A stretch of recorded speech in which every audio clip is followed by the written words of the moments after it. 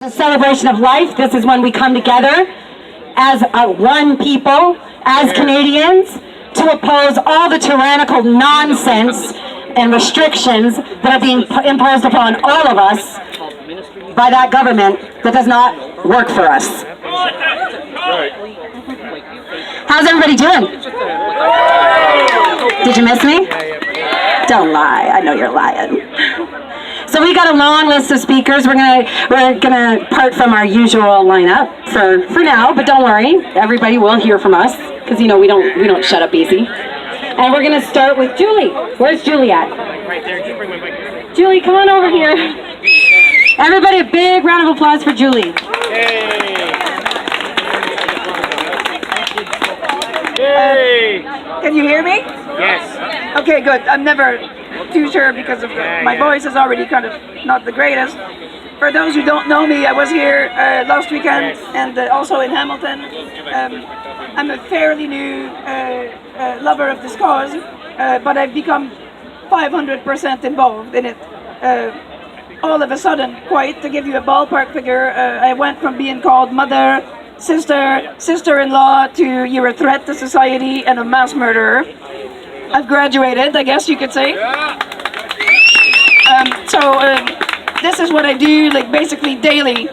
I do go and educate people in the malls, talking to people in person, because I think that sitting on the internet is great, but at the end of the day, the hour that you spend at the mall, it is the interaction with true, real persons that will go somewhere. What I do want to share with you today, it's a story for those of you who might get discouraged at some point. After all the hype, last week here was crazy awesome. Here at Queen's Park, there was a whole huge lot of people.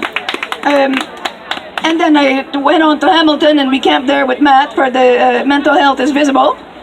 Yep. And we attended the event at Hamilton, so there was a lot of hype. It was an awesome weekend. I went home and then sat down and I fell into a vat of despair. Huge despair. I could actually not go to sleep. I could not get out of this despair. I sobbed for 2 days long. Everybody was coming to me, "Mommy, are you okay?" No, I don't know what's wrong with me. I don't know. I just don't know what to do anymore. My husband said, "You need to speak. Come on, sit down. Let's talk." He said, What's the matter with you?" I said, "Well, I don't know how to get out of this hole." He's like, "How do you feel?" "Well, I feel that despite this being my every breath, I don't do enough." He's like, "Julie, what are you talking about?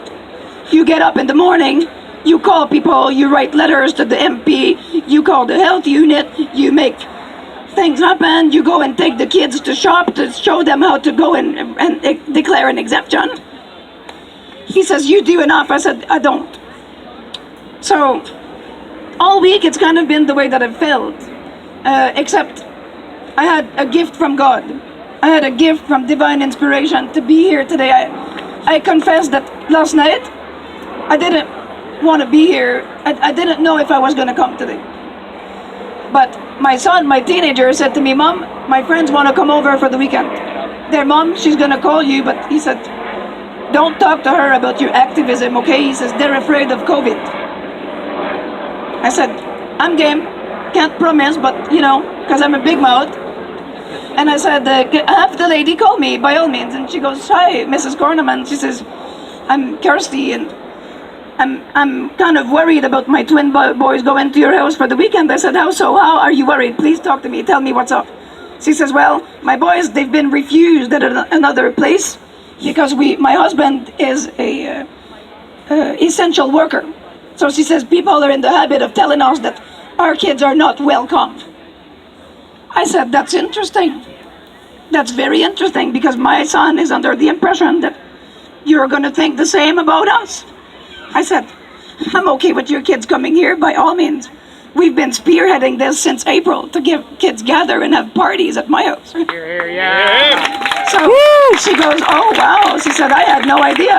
She said, "You make me feel better." I said, "I'm going to tell you this, but you know what, Kirsty?" I said, "My son said not to tell you, but I'm kind of an anti-mask activist." So I'm pretty happy that your kids are coming."